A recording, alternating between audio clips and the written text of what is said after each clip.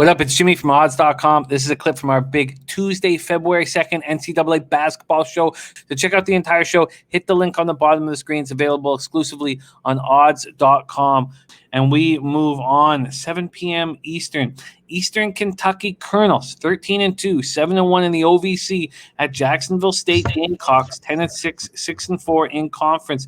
Pete Matthews Coliseum in Jacksonville, Alabama. Eastern Kentucky opens up as 1.5-point favorites. They still are right there. This total opened up at 149. We now see 151.5, 151. EKU has won 8 straight games and off to its best start since 1946-47, but had to put a pause to the momentum due to COVID contact tracing protocols. And Max, I spent time on this. It's unclear if anyone won't be available. I don't know if you know more about what's going on. Their last win was a giant 113-73 win at home over UT Martin on Thursday, January 21st. There was a lot of excitement when Brandon Napper transferred to EKU from West Virginia, but he's only played 4 games and hasn't been seen since January 7th. They won their last game without Trey King. He averages 17.6 points and 8 boards.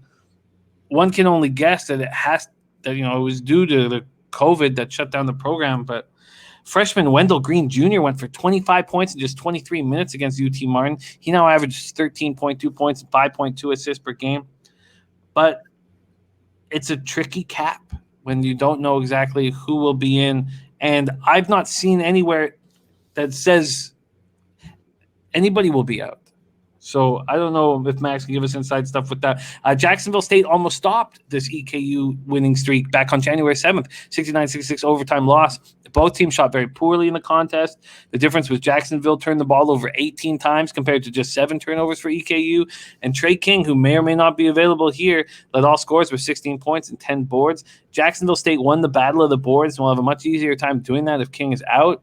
The Gamecocks are coming off a very disappointing 85-66 loss at home to Morehead State on Thursday as 3.5-point favorites. Their backcourt of Darian Adams and Jalen Finch were the only ones that came to play. They scored 35 of their team's 66 points. They went 3 of 6 from 3. The rest of the team went 1 and 12. And their 6'10 senior center, Brandon Huffman, missed Thursday's game, and it's unclear if he will be back for this. As a team, they hit 46.1% from the field, 35.1% from 3, and 70.4% from the line. Man, are there a lot of moving parts in this game, Max. Very exciting. Eastern Kentucky, Jacksonville State, take it away. Jim, I don't know what you just said, but I think it sort of pissed me off just now. The way you were talking about Jacksonville State.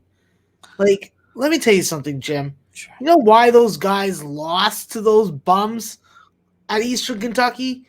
Because Jalen Finch and Darian Adams went freaking 7 for 29 combined. That ain't happening again. I'm sorry. In that game, yes, Trey King was great. So was Brandon Knapper. I think that both of them are not playing in this game today. I don't think Jamaro Brown is playing in this game. And if you got to expect and are expecting the same kind of offense that you saw against UT Martin, where this team shot 60% and Kurt Green, Wendell Green, Michael Moreno all had 20+, that's not happening. Sorry. I'll burst that bubble right now. This is a Jacksonville State revenge spot. This is a Jacksonville State money line spot.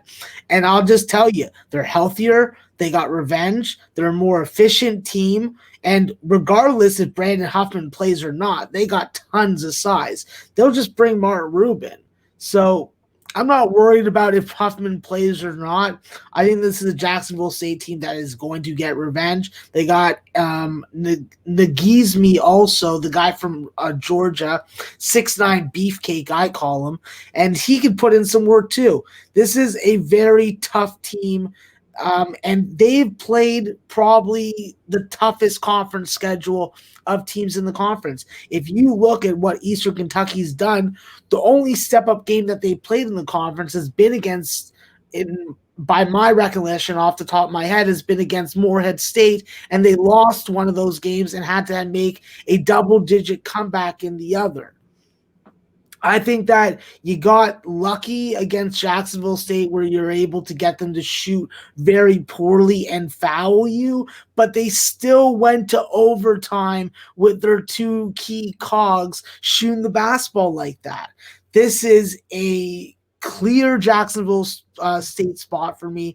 I think they have a first half advantage. I think that they have a field goal per possession advantage that's going to play a factor. And listen, they may not be better at the free throw line, but I think that they're going to get to the free throw line a lot more. They're going to press the issue if there are depth concerns for this Eastern Kentucky team.